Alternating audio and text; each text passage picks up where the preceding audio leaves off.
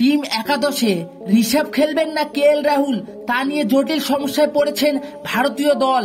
ঋষভ পান্তের অনুপস্থিতিতে কেএল রাহুল 2023 সালে একটি উল্লেখযোগ্য সময়ের জন্য 50 ওভারের ফরম্যাটে কিপারের ভূমিকা পালন করেছিলেন।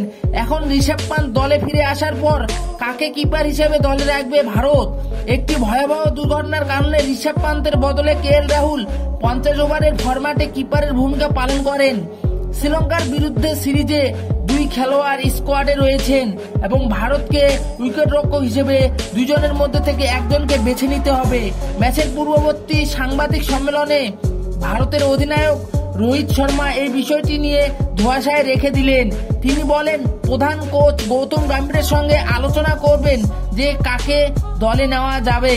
ওডিআইয়ে কেএল রাহুলের দুর্দান্ত ব্যাটিং রেকর্ড, 35টি ম্যাচে 58.91 গড়ে 1355 রান, যেখানে 2টি শতরান 10টি অর্ধশতরান রয়েছে। স্টাম্পের পিছনে দাঁড়িয়ে 48টি ডিসমিসাল করেন রাহুল। এদিকে ঋষভ পান্ত 30 ম্যাচে 865 রান করেন 34.6 গড়ে, 5টি অর্ধশতরান ও 1টি সেঞ্চুরি করেন। 26টি ডিসমিসাল করেন ঋষভ পান্ত। তবে ভারতীয় দলে কে খেলবেন তা দেখার জন্য 2রা আগস্ট 2:30টার দিকে খেলায় নজর দিতে হবে।